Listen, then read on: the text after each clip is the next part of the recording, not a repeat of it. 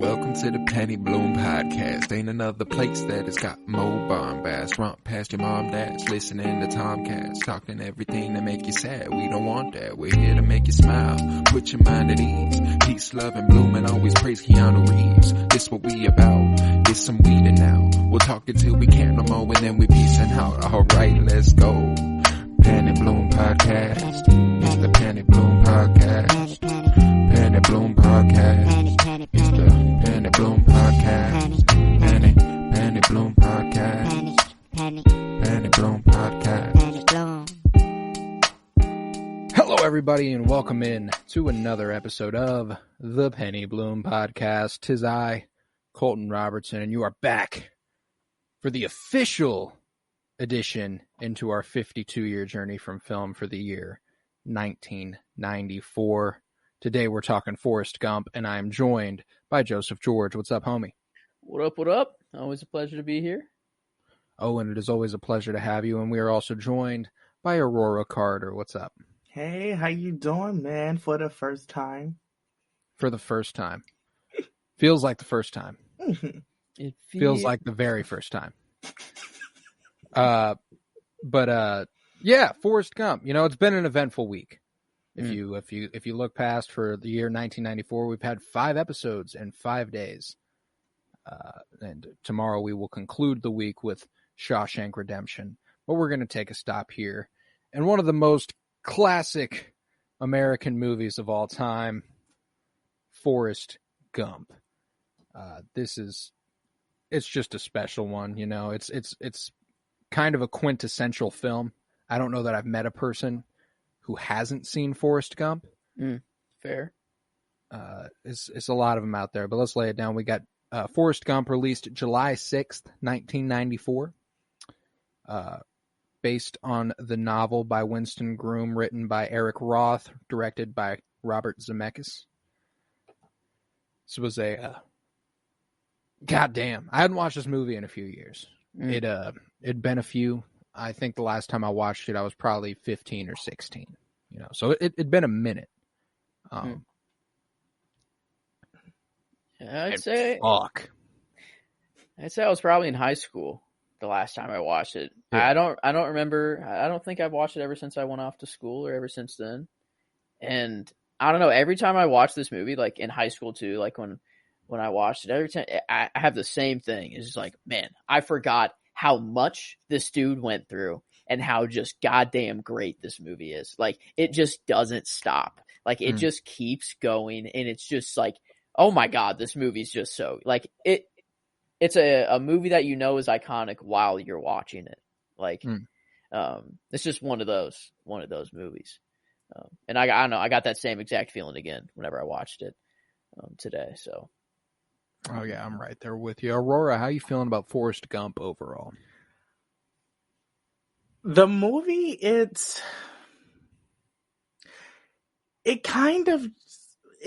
feels so sad because it's like, I always wondered, does he even fully process what's going on in this moment? Like, does he understand how severe this moment is? Like, it seems like, it's so sad because he seems so innocent to go through so much. And it's like, oh, man. And Absolutely. like, you guys, I haven't seen this since I was like a kid. And when I saw it earlier today, I still didn't see it. So it's like, right. You know, but right. It's overall, like, it's the writing, fantastic. The way that they shot things, the way, wow, I just said his name in my head. Who played him again? Tom Hanks. Thank you, Tom Hanks. The way Forrest's face was always blank, but the way it was blank, it was just so good overall. It's just fantastic. An incredible performance Yes. by Tom Hanks. There's no doubt. And yeah, I think what's amazing is you get a full life story, you know, up to a point.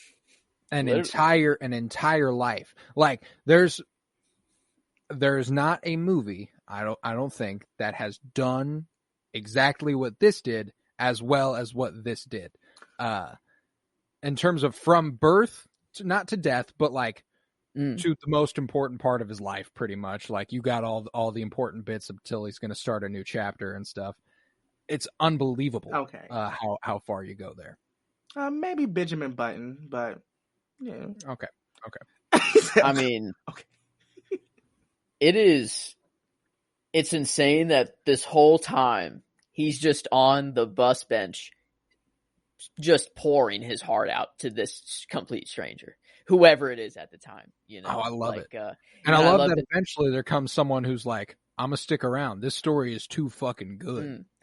And like that's this whole movie, and then it, eventually time lines up, and then it's that's pretty, like, and then it takes cool on a thing. new narration, and you're like, oh, where's he narrating from now? See, that's why I believe Tom Hanks is a variant, because the Forrest Gump take place on his bench, and the Green Mile, he's just old, telling this old lady his whole entire life. So yeah, right. The multiverse exists. He exists in the TVAs. It's insane how they came up. Like, whoever, if they stuck true to the novel, I'm not sure if they did. I'm assuming like the major parts of the story were probably true to the novel.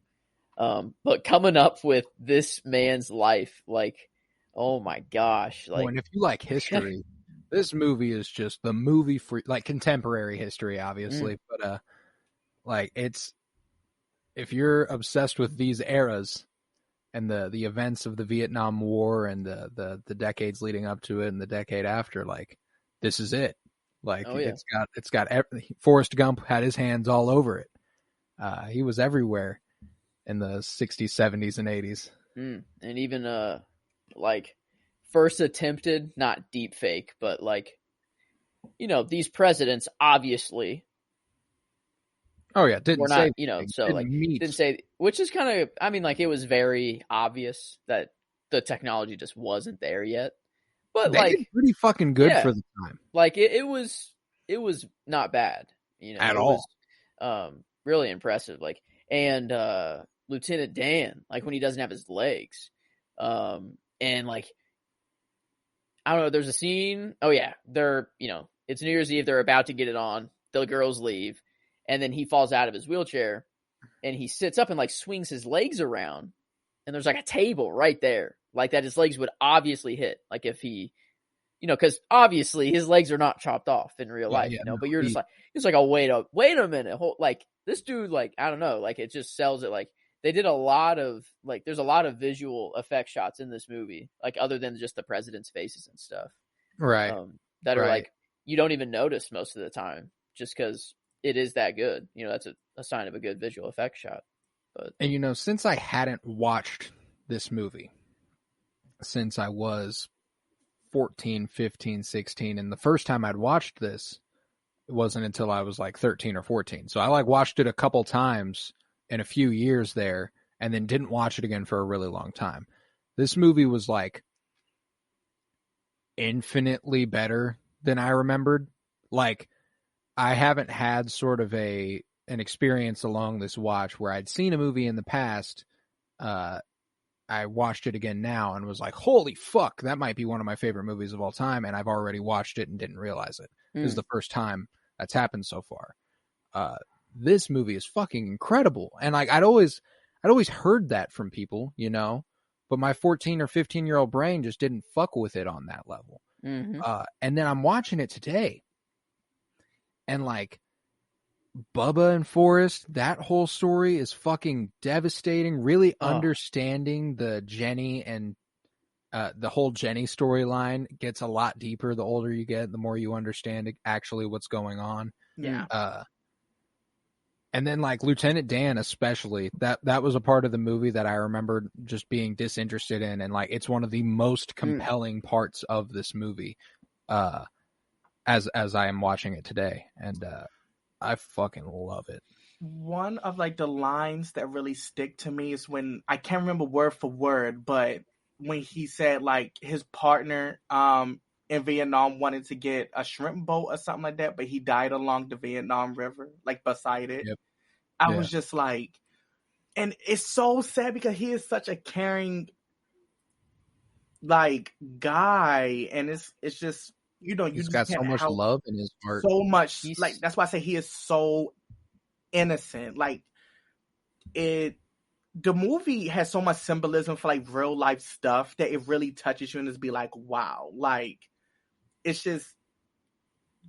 It's a really real movie, and yeah. it's funny because like it is so outlandish that all of these things and all of these historic moments and all of these amazing things all included this one guy, and it's like the quintessential, like what every sort of American citizen would kind of, on some level, at one point in their life want, like that level of like fame and notoriety, and be like, yeah, I'm this accomplished. I've done all of this, and this is your kind of view of like, this is someone who's done all that. His resume is phenomenal, and he's devastatingly sad. Like the part at the end of the movie where he's talking about being out at the house alone, and how he keeps busy, and he's made all this money, and I invested in some fruit company. It was Apple. And the fact that this was in a 1994 movie and it was already like, oh, he got really lucky. It's like, oh, he got really lucky. Do we know what is the political correct way for me to say this? Do we know what disability Forrest has? That's what I was wondering, if there is a confirmed thing, or if it was I didn't know if it was like he's autism just a little slow. or because okay. Everything I'm seeing says he's just a simple man with a low IQ. Okay. I don't think it's ever been articulated. Because I heard sure I remember like my teacher in high school was talking about Forrest Gump, and they would say like how it was like symbolism for like autism, but I was like, I don't think they ever said what it was. So that's why I was just saying. Oh no, yeah. I was also curious, it also takes place, in a time where it wasn't something that they were going to be like, this is what's going on. I mean, they did the same thing with Jenny at the end. I just have a virus, like they didn't want to say the name of it, but it was like kind of clear what they were referring to. When I was young, I thought she had cancer. I didn't know. Like I said, oh, is that what it is? Like I didn't know what it was. Like this was the first watch where I was like, oh, damn, that's what she's talking about. Like she had HIV, right? Like AIDS. Yeah, she died from HIV/AIDS. Yeah. Okay, that's what I thought. This was also the first time that I'd gotten that from this movie too. Never really realized that. Yeah. What decade did we end with this movie? What decade? 80s. Oh yeah, the 80s, right? Okay. Yeah, I think she died in 82, if I remember correctly, or something like that. Okay, yeah. On a Saturday morning. Or Tuesday. His mom was on a Tuesday. His mom was on a Tuesday. She was a Saturday. Yes. You died on a Saturday morning. What was that? Me? Did you just hear that? Yeah, I did. Did you hear what it said? No, I didn't. Thank God you did not hear what that said. Because Google, it gave me a reminder just now, and it has my nickname. I'll just go out and say it. I didn't set this. Someone else set this. You can believe me or not, but it calls me Big Daddy every time like Google refers to me. So I guess it's out now, but that's what you would have heard. It's like, well, it's funny. I think I didn't hear it because I wasn't listening for what it said. I think if I went back and listened, I'll absolutely be able to tell. Oh no, that's why I thought it was me when it said Big Daddy. I was like, hold up. I'm joking. Huh? Yeah, okay. Somebody say something? But yeah, I'm very curious if that picked up because I don't know what it said in the reminder. Only the recording. I could hear the recording, but I don't know if it was audible. Like I heard a voice. I just don't think it was audible.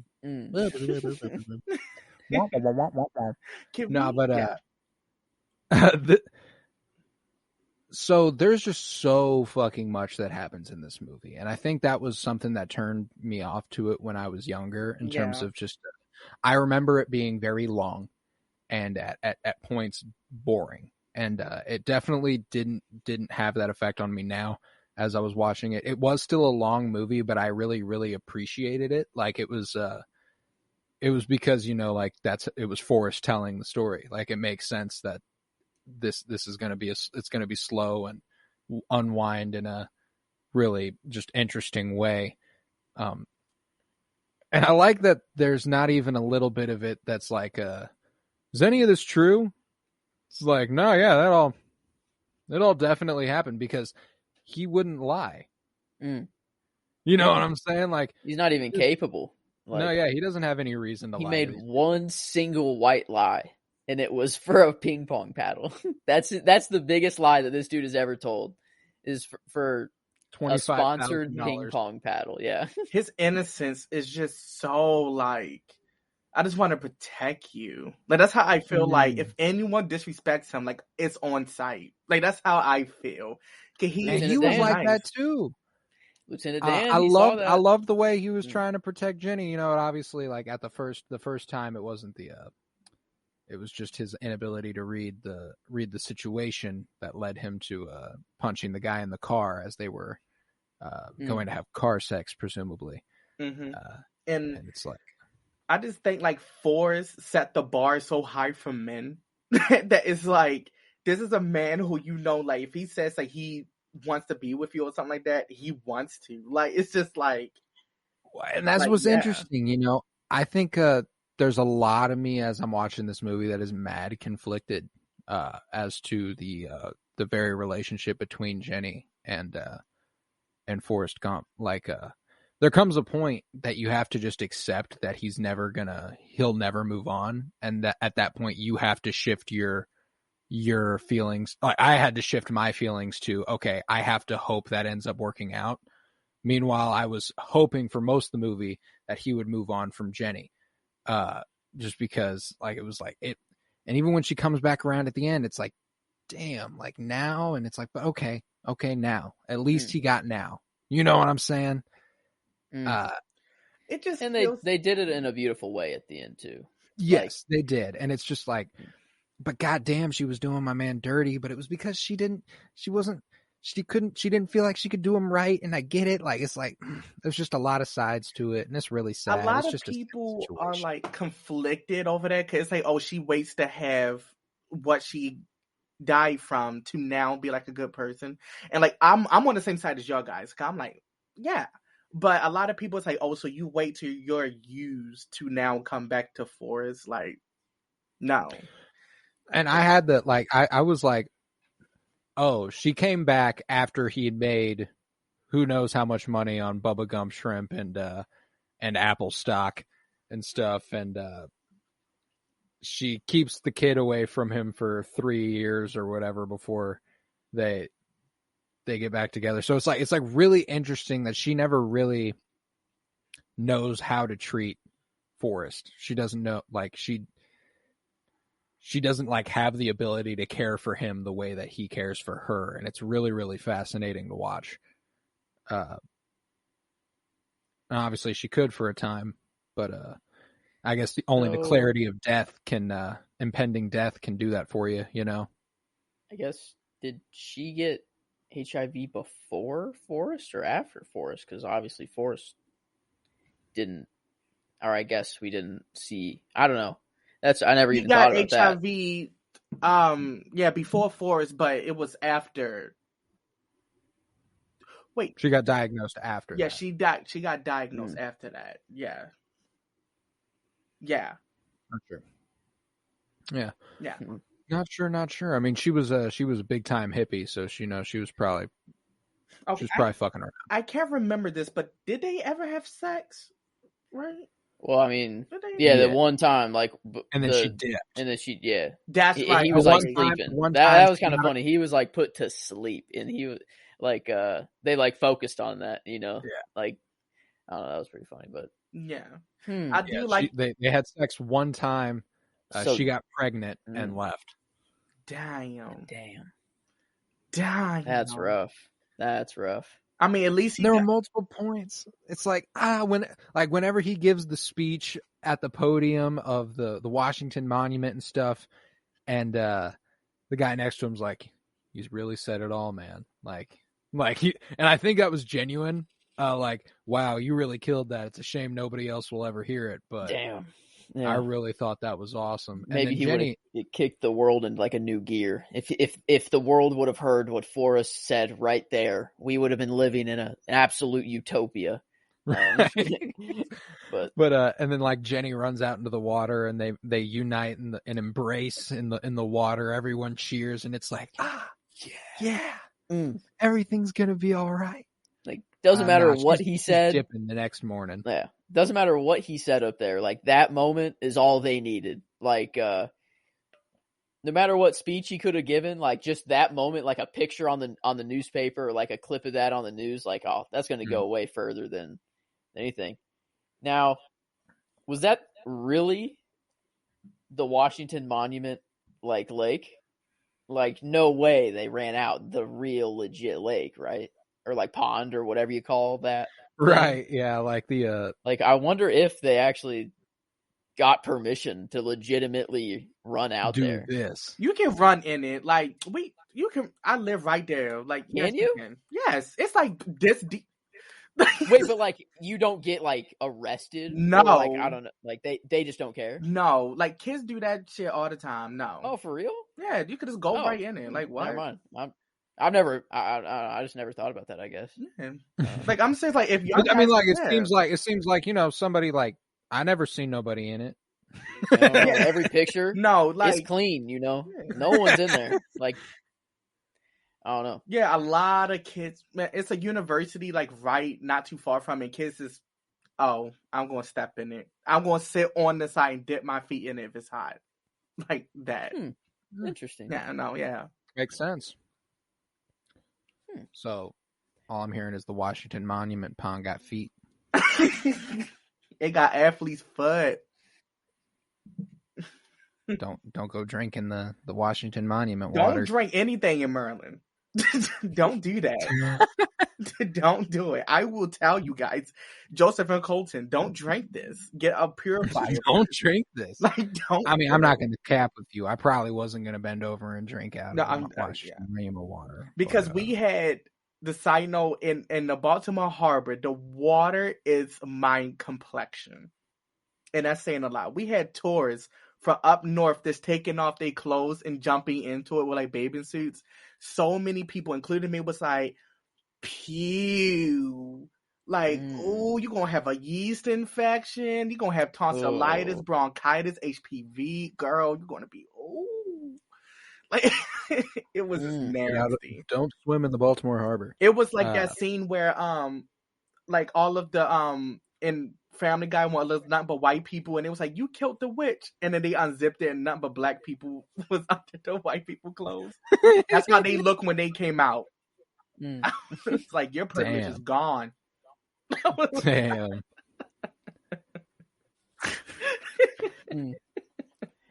No, but I do.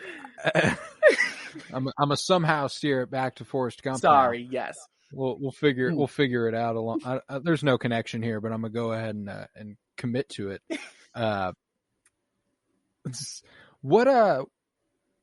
What part of this movie? Like, there was like a specific part in this movie where I was like, oh, I fucking love this movie. I'm all in. This movie is fucking amazing. For me, it came in Vietnam. When like Bubba and Forrest just start like really, really bonding, and he dies at the end of that whole bit, and it's like, oh my fucking God, I'm devastated. This movie really made me feel that. You know what I'm saying? You got like, everyone out of there too. That was alive, you know. Yeah, right. And right. Got Bubba out at the last second just to have that last moment, man. Oh my God. Like, devastating. I mean, what an insane story to hear from someone on a bench, you know, and you're obviously everyone's like, no way, you know, like obviously this dude's just making this up. Right. Like, no way this dude's telling his life story. And we then were like sitting next to a millionaire. Yeah. Like the people just got progressively more and more like, oh no, he's telling the truth.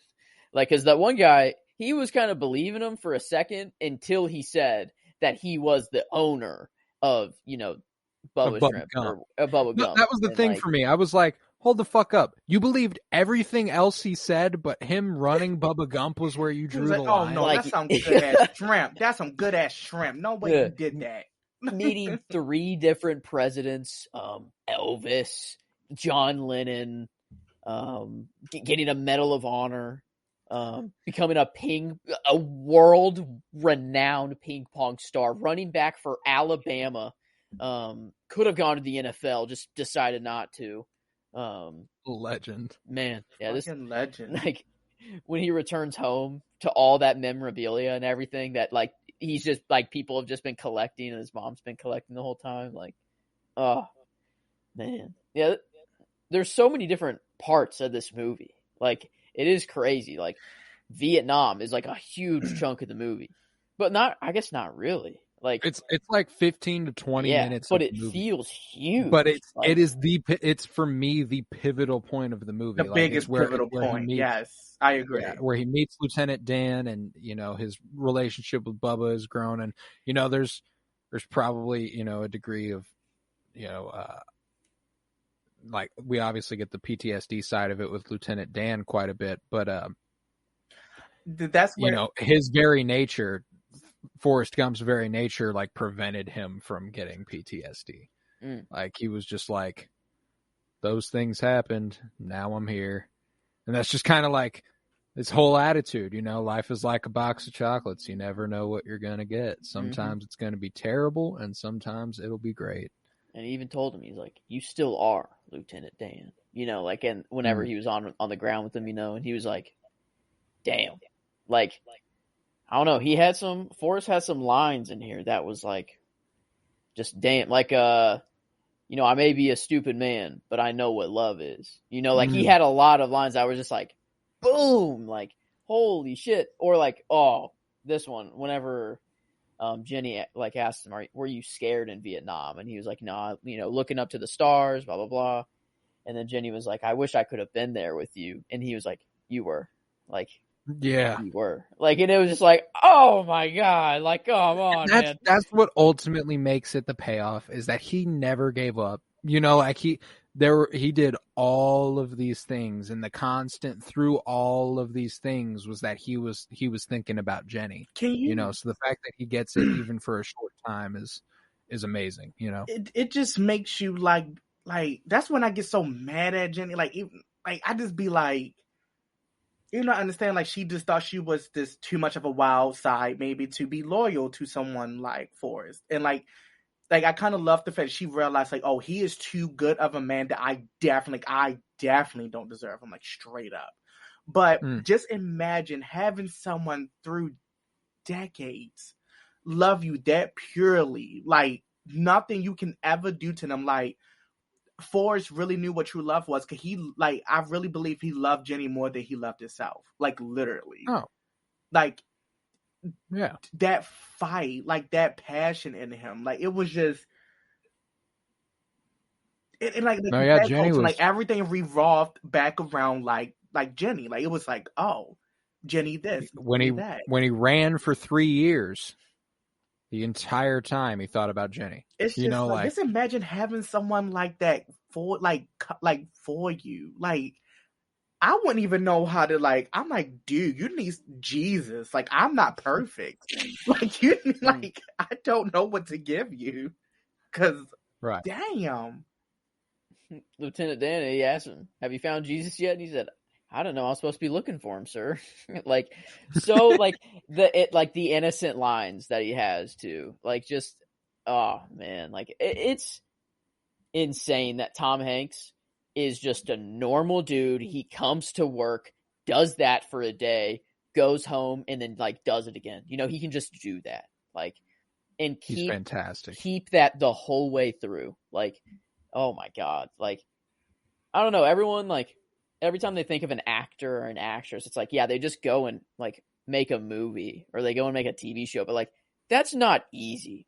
Like, there's a reason that like they're being paid this much money. Like this, I don't know. Like, yeah, this was an incredible performance for Tom Hanks. Like one of his best over the course of his career. Certainly, probably the most iconic character he's ever played.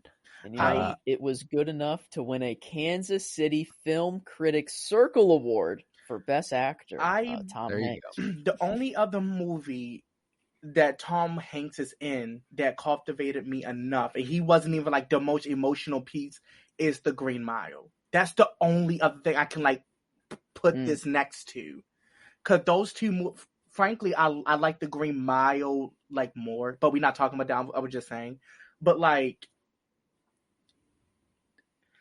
he just knows how to like be on a project. It's like, I know this project is going to be so well thought out. It's gonna make people think. It's gonna cause conversations. It's gonna make you cry. It's gonna make you laugh. It's gonna make you angry. And I'm going to do this. Like, have you watched the movie from a couple years back where he played Mr. Rogers? Yes. Yeah, I forgot he was good. Like that's an all-time favorite performance of mine, like across all movies. Like the way like he made me feel the shit when he like talked to the camera. You know, like Tom Hanks is just so fucking good at what he does. He understands the assignment like through and through. Like Woody from Toy Story. You kidding me? Legendary. Oh yeah. Dude is a legend. Like I don't know. My grandpa, I think. It's either my grandpa or my dad. I forget. But we have this conversation all the time of like who their favorite actor and who they think the best actor of all time is.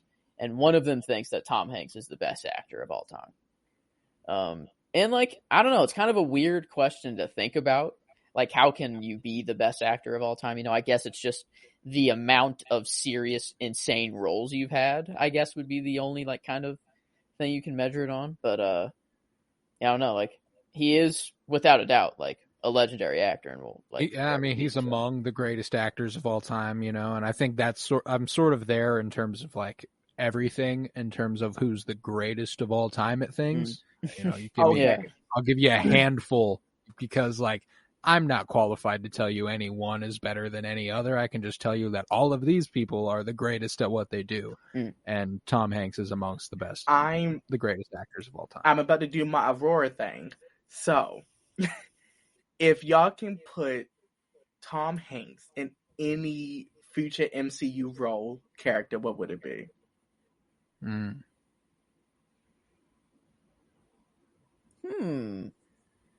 Who does he fit? You know, yeah, I'm thinking on it. You know, I'd want to see him be the bad guy. He's never the bad guy, you know? And I think he could do it. Like, and I don't know what bad guy he could be. I think like a I can mastermind, what's his name? I can see him doing like the Purifiers, like pastor leader. Oh, he's got the Southern draw thing down. Yes, as I was talking about. And you're going to hell, you whores. Man, no, yeah, you know what? And this would be like a wild thing for them to do, is if they threw like the whole British thing out the window and were like Charles Xavier. Oh, I guess I didn't even think they're gonna have a new actor play. Like, probably, I don't know. Or they're you never know. But I was just that would be good. Colton, you just ate my question up. Okay, thank you. You always deliver. See, that's why I fucks with you. No, yeah, I think that would be an interesting fit anyway. Like, sort of like if they were gonna go with an interesting new take. I think Tom Hanks as Professor X would be mad interesting. That would be so if he just threw out the British side. Like, that would be good. Because I'm pretty sure we're going to get Professor X again. Come on. Close your eyes and you just hear Woody as Professor X. That would be hilarious. Gene. Yeah. No. I just can't. I can't imagine it. That would be Like that's the amazing. thing though, is that like I can't really imagine if there was like any role that I think he would just absolutely body across like all of comic book media. I want Commissioner Jim Gordon, Tom Hanks, I was going to say Alfred, but yeah, Mm. okay. Alfred again. Throw out the British thing, and we're there. Commissioner, I can see that. Okay, the DC route, I can see that. Tom Hanks has range, you know. Like Yeah, that's he's got a little bit. I mean, look at this movie. Like for range, like that's some range to play a character like this consistently throughout the whole movie, and like and like to turn around and have like serious, like super, like I don't know what's the movie called where he's the Saving captain. Private Ryan. Yeah, That was a good the boat movie. movie. Phillips and Captain Phillips, Sully and so man, Finch and Sleepless in Seattle and Big and every other iconic movie with Tom Hanks because he's had so fucking many. Tom Hanks is so fucking good, yo. Yeah, just Castaway. Holy crap! We are castaways. Damn. I mean, The Green Mile. Damn. The Green Mile, like, oh, that movie is so good. After Toy Story 1 through 4. Mm-hmm. That's 4 Toy Stories. That's it. Oh yeah, There's 4 Toy Stories. 4 Toy Stories. Oh, when Andy went to college, right? that's the third one. What's the? Is They got Andy a going new to one out college? here. The new one is the one with the fork, the spork, Forky. I forgot. Forky. Forky. Yeah, they. Y'all Castaways. I honestly forgot We what are happened in Toy Story 4. castaways. Saw Toy Story 4 at a drive-in. And Interesting. weirdly enough, Oh, yeah. Now I remember. The Post. God damn, this man's been in some movies. Castaways was Cloud amazing. Atlas. if I had to choose my favorite Tom Hanks movie, though, This I is don't know. among them. it's up there. All aboard. Oh Polar Express. my God, he was the conductor and the homeless dude on top, like the homeless guy, and he was so many people in that movie. It was crazy. He wasn't like just the conductor, but What movie are y'all talking about? Polar Express. Catch Me If You Can. Band of Brothers. Oh, y'all going to hate me, but I didn't like the Polar Express. You're That is not my alone in that. essential Christmas movie. I It is like no, I essential. can't. The hot chocolate scene alone. I can't like, get Amazing. into It's it. iconic. The National anthem. Oh, I would prefer to see my grandmother got ran over reindeer for like the 100th time. I don't know. Polar Express fucks consistently. Like I don't know that story. That movie Fox. You just gotta believe, you know. You gotta believe. I just can't get into it. I know. It's just a nostalgia. It isn't thing for me. everybody. I'm like the only person in my family who likes the movie too. Like every year when Christmas time rolls around, I'm like, "Can we watch Polar Express?" They're like, "Fucking no." I would have to give it a everyone second always watch. turns it down. I always watch it by myself every year. We'll watch it together, Joe. Yeah, there we go.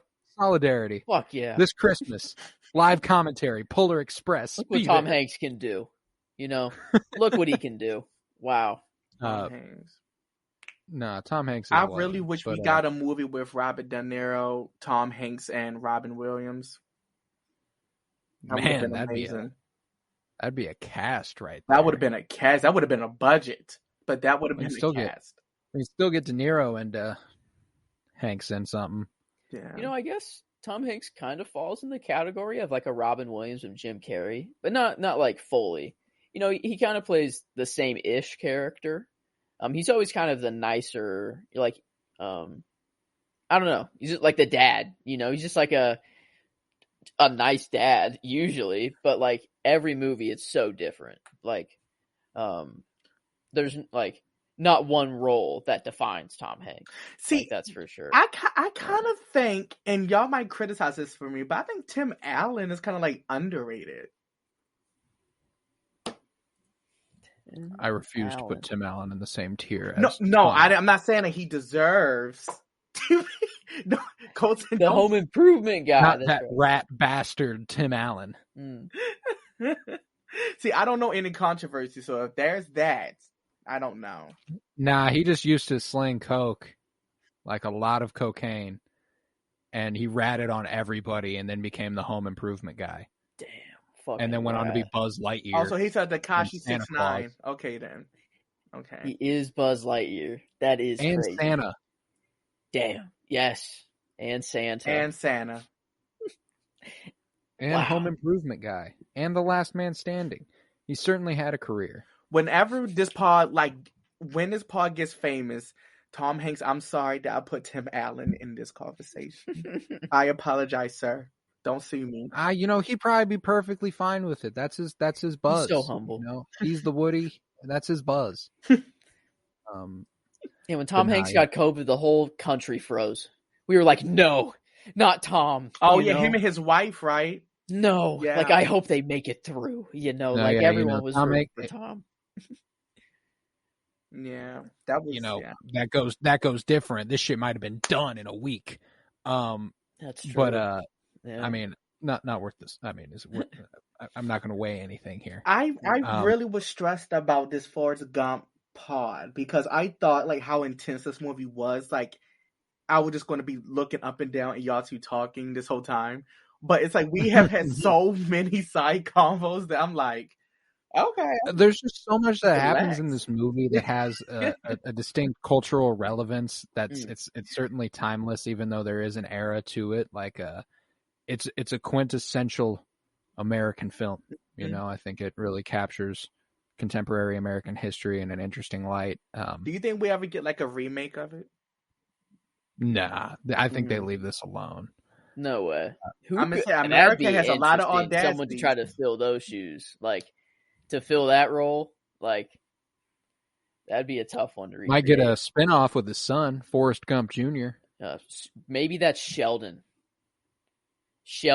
Cooper or whatever is from Big Bang Theory. Yeah, the super gay guy? Genius guy. Yeah, it's Sheldon. That's my theory. I'd like that. That'd be a cool. I'd be willing to watch that. But I would Wright returns from the dead. I would kill to watch this movie for the first time again, though, like because you think you know what's coming next. You're wrong. Like you're just wrong. If you were to ever think that this dude's going to Vietnam from the beginning of this movie and then become a worldwide ping pong champion, go to like be the face of the United States, win a Medal of Honor, like no way. Like there's just, I don't know, this movie's just so unpredictable and like it keeps you on your feet and it just keeps you in the movie the whole time. And even if you've seen it before, you still are like, oh my God, I kind of forgot that happened to him because his life was so crazy. So it's like you're watching it for the first time again almost. And I don't know, it's just such a fun and enjoyable movie to watch. Like, man. I have a question. Yeah. Do you think there really is no rhyme or reason to why Forrest Gump would run for 3 years? Like, do we really believe that's like a, you know what, I just wanted to do it? I do believe the instinct, like the basest instinct in determining whether or not that day he would run was probably thought out with very little consideration. But there was certainly a reason he wanted to run away from his home and never go back for 3 years. Yeah. Like, who gifted him those shoes? Was it Jenny or his mom? It was Jenny, yeah. Okay. And then Jenny leaves, and then he runs, like, the next day? He runs the whole time his child's growing up, yeah. So he runs, like, the next day, right after Pretty Jenny much. leaves. So, like, I mean, that was the obvious. He just didn't want to deal with it, you know? Yeah. He's never had to deal with anything like that. He doesn't have Running from his past. He doesn't have his mom anymore, right? Is the mom dead at that point? Yeah. I think so, yeah. Yeah, the house was empty. So, like, yeah, he doesn't have his mom. He doesn't have anyone to go through with it, through it with. So he's just like, I'm just going to go. I have these running shoes. They were made for running. That's what Jenny told him. Oh, that's probably what it is, man. Because he takes everything so literal. And she just told him, these shoes are made specifically for running. Like, so he just ran. Like, he used the shoes for what they were for. Yeah. This is why, like, never mind. I'm not going to say it. Right. Continue. But, no, yeah, I think he, we even get to that point where I think he thought when he was sitting on that bus bench telling the entire story of his life that, you know, he was going to go see Jenny and his whole world was about to change and stuff, right? He was ready to, you know, accept his past, not run away from it. And then she left. And he was like, I just opened all that back up for me. I'm going to dip. Damn.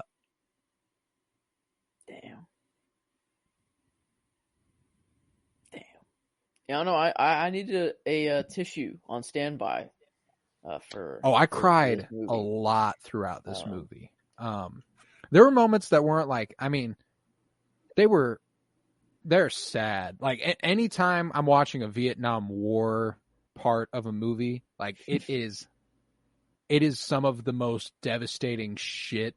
So like I'm like just in general that period in history is devastating. So like anytime we get even a slightest glimpse of that happening on screen, and then I go, oh yeah, that was a real thing, and oh yeah, a lot of people died who didn't have to die. Yes, and that's like, oh man.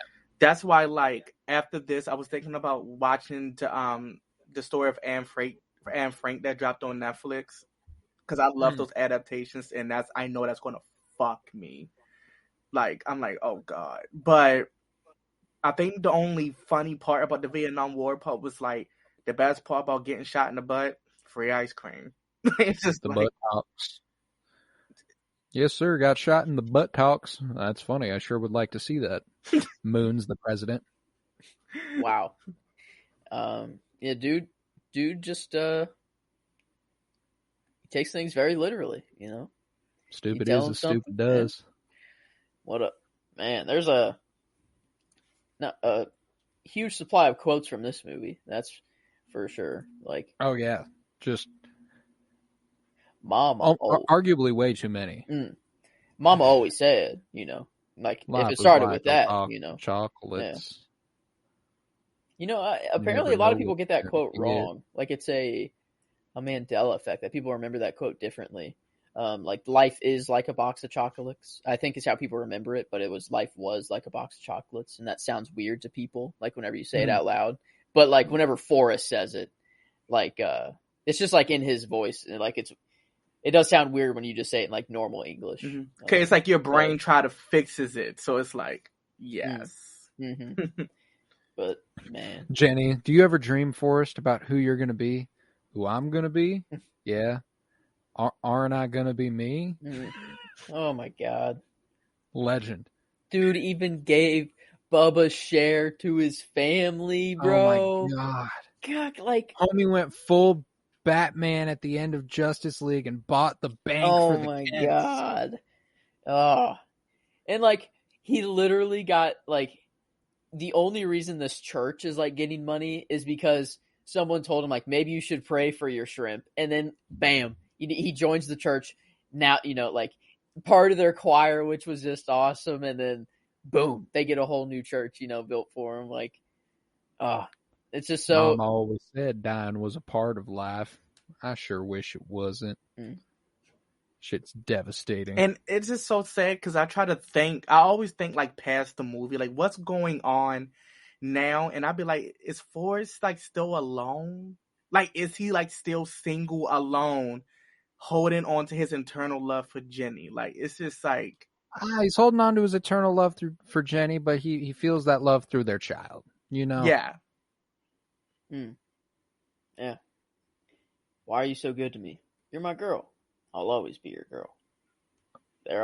See, I fucked with that, but the fact that she said I'll always be your girl and then left, I was like, man, I know it means one thing to you, but you also know it means a completely other thing to Forrest. Yes. You know, you can't say things like that. But she literally was always his girl, because that was the only girl he ever had any interest in. Yeah. That was it for him. Jenny. Met her on the bus when he was young, and that was it. And the fact that he buried her out under that tree. Fuck me. When he talked to her, didn't even read the son's note, you know. Just sat it there. Actually didn't read it. Oh my god. And that was whenever he started to cry, it was like over. I was already crying. Oh yeah, that was then done. It was like, I was done. okay, yep, that's That's I'm the over the cherry edge on now. top. Like, yeah, that's Like, it. See ya. Done. Yeah, you have moments like that in the movie where you're just like bawling your eyes out, and then he meets JFK. You know, he drank 15 Dr. Peppers before he meets him, so he just says, "I gotta pee." Piss his pants. And then JFK goes, I believe he said he had to go pee. You know, like this weird, like JFK voice and laugh, like, which was funny. His name's Forrest, like me. I named him after his daddy. You got a daddy named Forrest too? You're his daddy, Forrest. And then the step back and everything. Like, God, this movie's just too damn good, man. The author wrote his ass off, man. Oh, went in. Whenever he gets shot, he says, "I got bit," you know, and he got bit, and he's telling the story that he got bit, you know, by the bullet. Was it a bullet? Yeah. What? That jumped up and bit you? Oh yeah, like I got he shot is in the like butt.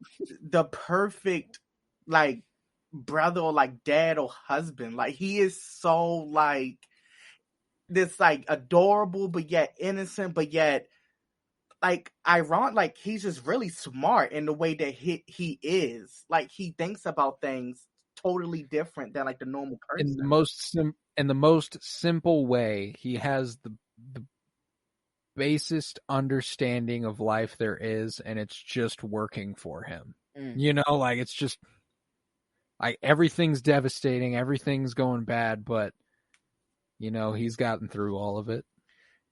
And I think he's just kind of living like that. This movie is so intense, man. Like this is one of the few movies that's really, really intense for me to watch. Like it's right. Like this movie doesn't have a ton of rewatchability. Not for me anyway. I think and not in a bad way. It's one of those things where it's like I enjoy knowing that this is something I'll watch every once in a while, and I'll be able to harbor its greatness every time. Like, for example, something that I forgot about the movie that I couldn't remember was whether or not Bubba died in Vietnam. As I was watching it, I was like, I know they go on to open Bubba Gump Shrimp, but does Forrest open it alone and honor Bubba, or did they actually make it out? Because I remember he had a co-captain, and I remember that Lieutenant Dan was there, but I wasn't sure. And then, the most devastating line of the movie for me was as soon as he goes, "If I'd known that was the last time I was going to talk to Bubba, I would have thought of something better to say." And I was like, Man. Yeah, they really knew just how to... Bubba. They knew how to tug at the heartstrings with this movie. They hit hard, man. One thing about it is it's how social media has so many memes about Forrest Gump, but then when you wait for the meme moments and you see why he did what causes those memeable moments, it's what happened. You're like, fuck. It's it's not even funny no more. I love the moment when he's on the shrimping boat and Lieutenant Dan's on the dock, and the meme where he's waving his hand. He jumps straight out of the boat, swims right over to the dock. I was like, oh, this is the most adorable shit I have ever seen. Dude was just he was just so pure of heart, so sweet, and one of my favorite movie protagonists ever, I'd say. Pretty much, no doubt about that. You gotta go left, Forrest, you know, we'll be sure to find the shrimp over there. And then he's like, so what if I was wrong? Or whatever he said. Oh man. And then God answered. Man, oh man, that's so funny. Just everything just works out. Oh, and Lieutenant Dan up there you call this a storm? Come and get me. Just the most Vietnam guy ever, you know, the most Vietnam guy ever. Yeah. Joseph, that is iconic. That's an iconic line from you. Yeah. And you know what? It was spot fucking on. He wanted to die out there, you know? Straight up. My God. And whenever he was sitting on the edge of the boat and he goes, "I never thanked you for saving my life." I wanted you, like, I just want to let you know I'm officially in a place now where I'm thankful for my life again. And then it's he like, just he swims right off, and it's like, he oh. died. Like, did he die there? No, he shows up at the wedding later on. Oh, for, duh! Oh my god, I'm so stupid. Yeah. Wait, for that whole time in that movie, I was like, wait a minute, did he just? Because I was like, I never got to thank you for saving my life, and he jumped in. I'm like, wait, why did he jump in? I don't remember this part. And I'm like, is he trying to drown on purpose so Forrest has to save him again so he has to thank him? And I'm like, oh, okay. And then he just swims off, and I'm like, wait a minute, no way this dude is just gonna like survive with no legs and just his arm. Like, he's gonna get soaked. Like, this dude's dead. Like, is that what he's doing? And I completely forgot he shows up at the wedding. Yeah, that's great. I ultimately took it to mean, he was incredibly thankful that he found this life with Forrest, and now he has this ability even to be able to swim, be able to move on his own, not hindered by machinery, just kind of out here doing his thing.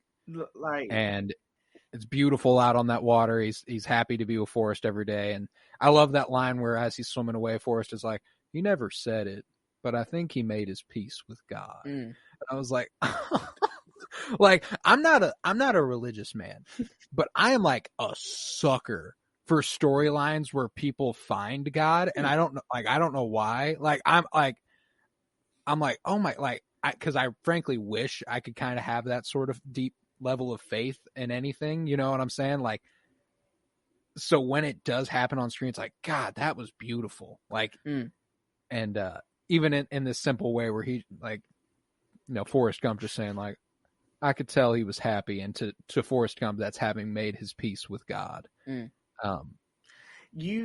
know those moments where it's like you're watching something and like the tears just build up, and then like if one more thing happens, when you just close your eyes, it will come. Yeah. It was when I was swelled up, and then when Forrest met Forrest Jr., and he said, like, is he smart or is he like me? I was like, I'm done. I can't. And then, oh my God. Right after he asked that question, he instantly chuckled up. Like, he instantly I just got had a reaction. He could barely get through the question without tearing up. That little face twitch was enough. Oh my God, it sent me. First question. Is he smart? Oh my God, it sent me, dude. And then like goes to sit down with them, and it's just like Jenny's looking at just the two of them, and it's just like, oh my God, like they both turn their heads at the same thing and stuff, and it's like, that scene. I'm getting goosebumps thinking about that because that was so.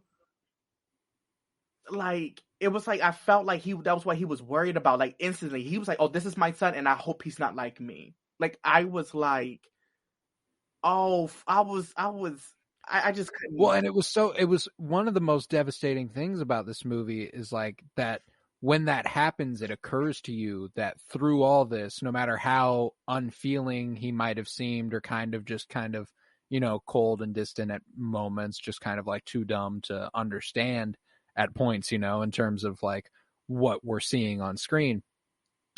He feels bad about it the whole time, like he's, as is exemplified by the first time he meets his son, his first question is he smart or is he like me? And that's just the most devastating shit. Dude was running for 3 years or however, what it ended up being. Yeah, 3 years, 2 months, 14 days, and 7 hours or some shit like that. Comes back to I guess after that, he ran.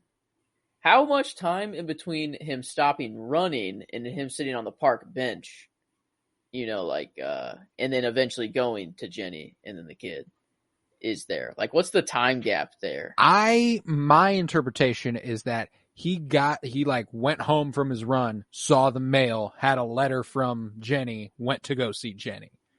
So not long. Oh, so like he was a few weeks. Oh my God, that's the whole reason he was sitting at the bus stop. He just didn't know it was 4 blocks over and that he could just, oh my God, dude, no way. Oh my God. wow, this movie. He wouldn't have so sat good. there and told this whole story if he knew exactly where it was. Oh my god, he would have been on the bus for like 2 minutes, dude. Oh my god, that's so cute. God, man. Oh, this Such a movie's great so good. man.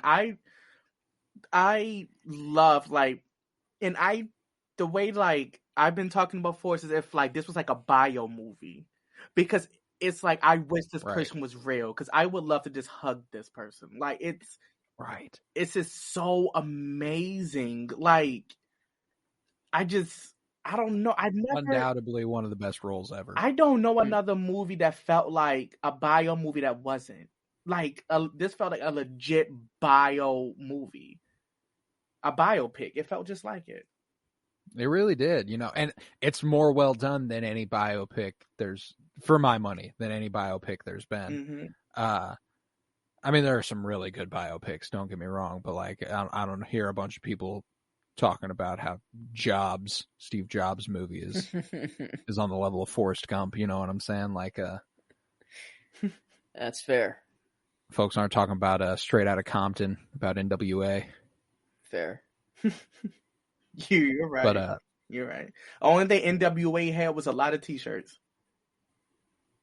It's true. Nah, but that movie's fucking good. Underrated movie. Actually very, very good. Oh yeah. But didn't Ice Cube's son play him in that movie? Yeah, looks just like him. It's ridiculous. You cannot deny this boy. Yeah, same name and everything. O'Shea Jackson. Mm-hmm. But I think I'm ready for the rating and review section of this pod, and if I had to guess, we're all going to reflect on this pretty lovingly. Oh yeah, the numbers are high here. That's for sure. In terms of enjoyment, we're going to that Dead Poet Society. How's this connecting with me? This is a 6 out of 5, if possible. So we're going to go ahead and 5 out of 5 it. But this is as enjoyable a movie as it gets for me in terms of just how, if you've got me on and off tears the whole time for 2 hours and 20 minutes or whatever the fuck, every few minutes I'm tearing up a little bit, you're doing something right. I'm connecting with the movie emotionally. Mm-hmm. And I think for me anyway, I enjoy this movie on that level for sure. I think a good stamp of approval that I will give to movies is if it makes me pull out a tissue, that's a stamp of approval. Like if I cry and it's like just like a single tear, like that's a good movie. It made me cry. But like if I'm pulling out a tissue, like that's I gotta clean up. Stamp. Like I'm stamping that movie. That's, I don't know. It's on another level. If the tissue is pulled, I'd say that's a good benchmark for a movie. And this one was a 2-tissue movie. A 2-tissue movie, because I thought I was done, with it. But then and I threw it, it was pretty crumpled up, yeah, and that one was already through. I needed a new one. So yeah, 2-tissue movie. Yeah. Aurora, where are you sitting at on an enjoyment scale? What if I could watch a movie, fall asleep, and wake up and still cry? It's amazing, amazing. I would give it a 5. I'm a crybaby, but this movie. See, I am too. I cry at a lot of shit, but there are different levels to the crying, like Joe explained. This was a cry. Like this was. I'm sitting alone in my living room in the light of day, sobbing. Like, folks, someone could walk through the door, and I am fucking crying watching this movie. Yeah. And if they do, let them come. Yeah. Okay. I was on my living room couch just falling asleep, and my grandmother wakes me up and say, "Ain't you supposed to watch this for your thing later?" Wake up, crying, crying. What the fuck did I wake up to? Well, that's the thing too. Is like for a little bit, it's like really like, oh, I get the gimmick here. We're going back through random historical periods, and there's Elvis as a youngin. He's playing college football. He's running. This is cool. Oh, devastating for like an hour and 45 minutes. Damn. Yeah. at least they gave him the good parts first. At least we got to see him like on the rise, and like he was doing there so were good moments, Yeah. Because of Forrest's very nature. Like he didn't get sad a lot. It was just if we'd seen him be sad more often, this movie is more negative in tone for sure. But he's not sad that much. It's just when he shows it that you really, really, really hurt. That's why it really like you can apply that with like people in like real life, like my grandma. That lady does not cry, and when she does cry, it's like oh, this is a thing. Like seriously, Yeah. That's why none of my exes took me seriously. 'Cause I cry everything. Now, that's why Emily don't take me seriously. is this a genre-defining movie? I guess the genre that says on IMDb is just drama and romance. See, like no, but it still has to be high because like. See, here's my thing: crazy. is that like I'm gonna bend the rules a little bit here for the genre definer. Not so much. Oh, he cheating. I think this movie is such a great drama, and it's indicative in the fact that, like I said at the top of the podcast, I don't know a person who hasn't at least heard of this movie. They've almost certainly watched it. Everyone's heard of Forrest Gump. It is a benchmark of Cinema. Like it is genre defining in that it's film defining. It's a quintessential movie you should watch at some point. And I think that makes it a 5 on a genre scale. Damn. Yeah. Yeah, I was gonna say like it's not really, this movie doesn't really belong in a genre. It's really its own movie. There's not another movie that is like this. Yeah, it's just like historical fiction. Yeah, like historical fiction. Yeah, I can't think of another movie. I don't know. I guess every movie's historical, like in some capacity, But I don't know. Like, I can't think of another movie that's anywhere near this. Its own. And see, that's what's interesting. Is like we talked about The Mask just earlier this week, and we were like, "There's not another movie like this." Not in the best way. In this way, there's not another movie like this because nobody else could do what this movie did. Not because nobody else would do what the movie did. They've tried. They just haven't done it as well. That wouldn't fit. I was going to say The Pursuit of Happiness, but that wouldn't fit.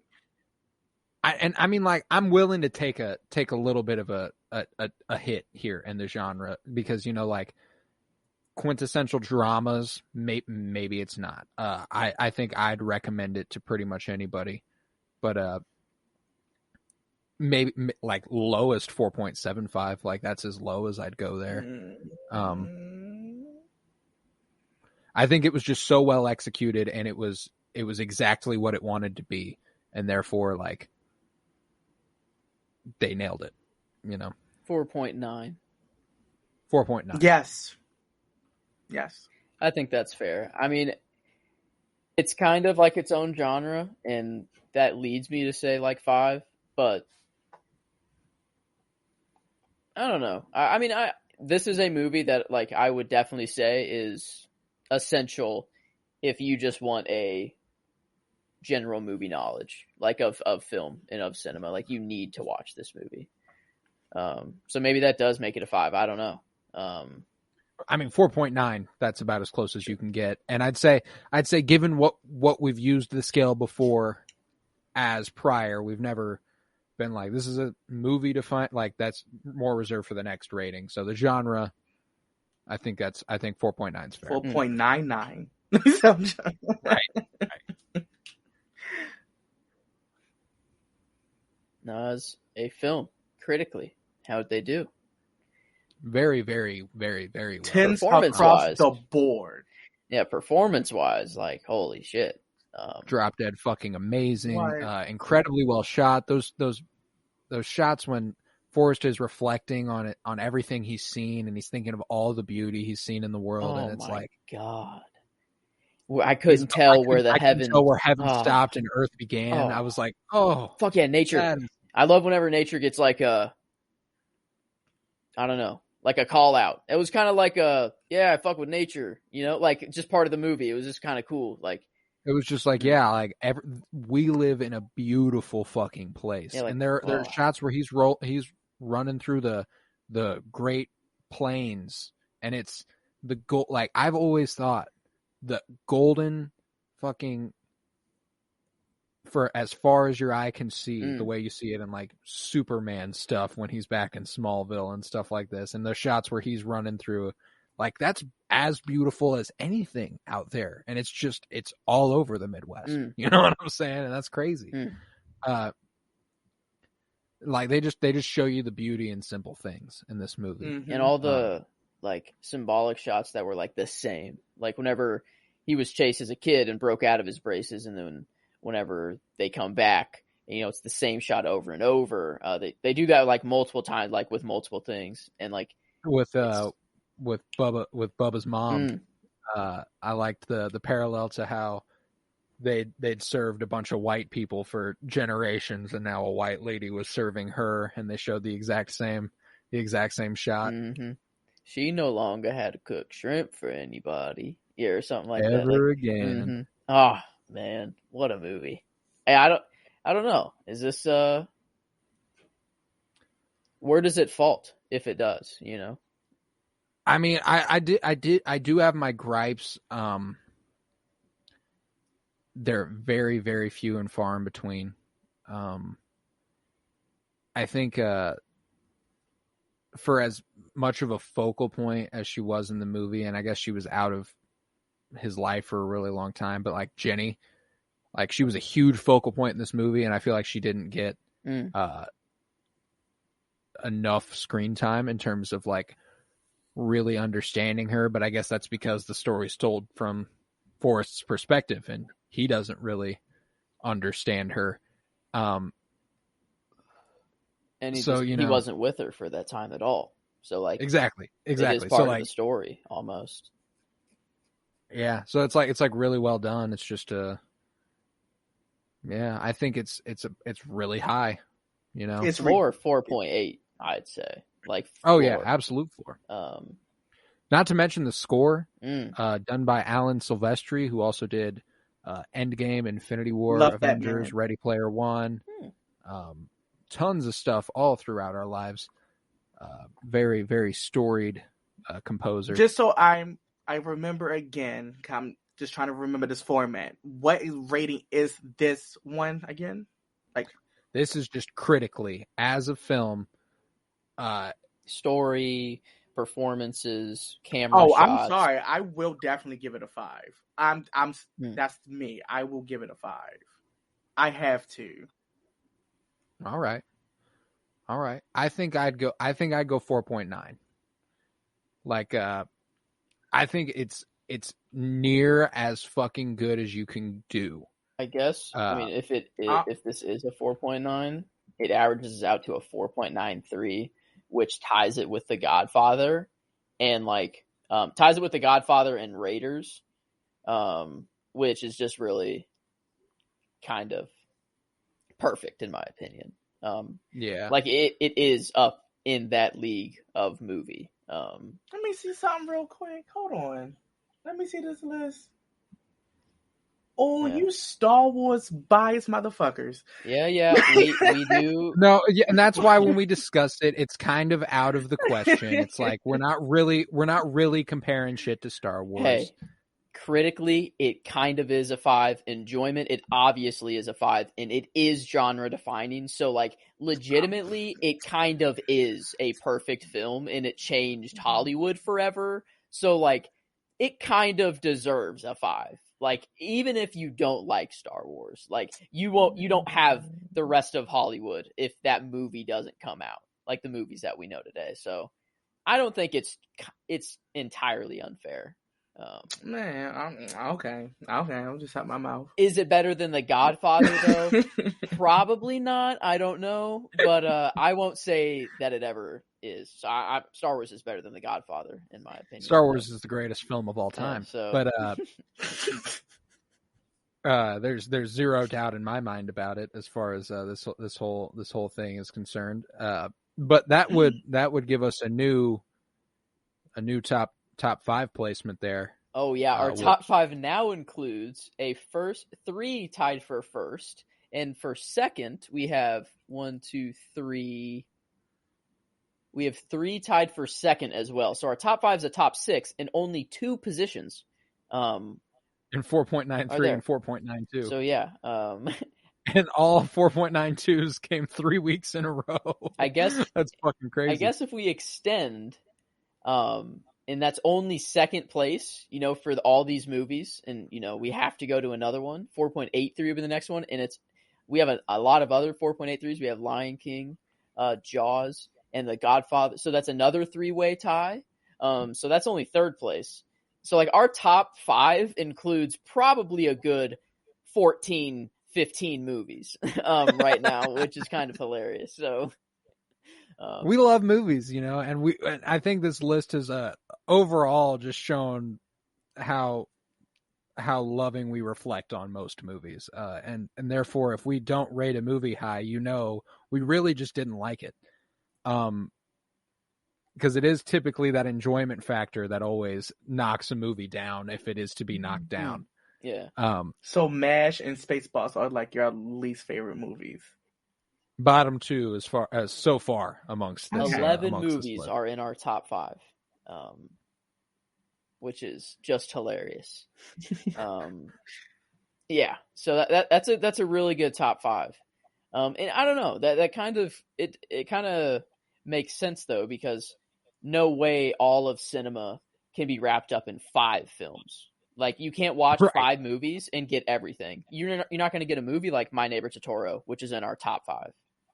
Like if you're only picking 5 movies, people aren't going to pick My Neighbor Totoro. But I think that's a movie that I think everyone should see. It's just that good of a movie. I'm with you. And yeah, I don't know. All these ties, it makes sense. All these movies are up there. They are all this great. It makes sense. Like it's 52 years of movies. Like we're probably pulling from some pretty great movies. I have to watch that. My Name is Totoro. It's so really good. Fucking good. I have to. People say it's sad, but I'll have to look at that. Sad, but still feel good. It's tranquil. Like if it's just peaceful. Like My Big Hero 6. Ooh, it's a decent. I mean, yeah, it's a little less actiony, for sure. But there's some. I think Big Hero 6 is a pretty good comparison in terms of that movie came out 2014. Jesus. Wow, Cat Bus. Cat Bus legend. But yeah, so Forrest Gump. Yep. 4.93. That makes sense. It's up there with Godfather and Raiders of the Lost Ark and Forrest Gump. Quintessential American cinema. Makes sense. It makes sense. But hell yeah. That concludes this here 1994 episode. Although we're not done covering 1994, tomorrow we'll be back with Shawshank Redemption. That'll be a really fun one. Head back to the patreon.com/CarlBloom for a fun story of Joe's involving Shawshank Redemption, I'm pretty sure, at some point. But that's a while back. Couldn't even tell you what episode that's on. But even so, it's been a fun week covering 1994, and I'm excited to wrap it up. I was Colton Robertson, joined by Joseph George. Thank you very much, homie. Oh, thank you for having me. Always a pleasure to be here. Oh, and it is always a pleasure to have you. And we were also joined by Aurora Carter. Thank you very much. Thank you for having me again. Love it. Oh, it is always a pleasure to have you as well. And like I said, head to patreon.com/CoroBloom, where you'll find well over 24 hours of exclusive content, only available there. A bunch of artwork I post up. All that money goes into making sure I can make this podcast happen. Don't make any money off ad reads or anything. Not a sellout unless you're down. And then if you would, head to Twitter, follow @PennyBloomPod, follow on Instagram @PennyBloomPodcast. And if you happen to just be a Friday user of the Penny Bloom Podcast 52 year journey 52-year journey through film, you're like, I don't give a fuck about what's happening every other day of the week. I'm a weirdo. Next week's 1995. And right now we got a couple options up in the air. We might end up covering both of them. I'm not sure. But Casino and Seven are on the table for next Friday right now in 1995. It'll be interesting. We've got quite the lineage of mob movies. So I want to make sure we hit Casino, but I'm pretty sure we'll also end up getting around to Seven. What's in the box? What's in the box? Yeah, and you'll find information on that sort of thing on Twitter at PennyBloomPod. And make sure you leave a rate and review on Apple Podcasts and Spotify. Yeah. Peace, love, and bloom. And stupid is as stupid does.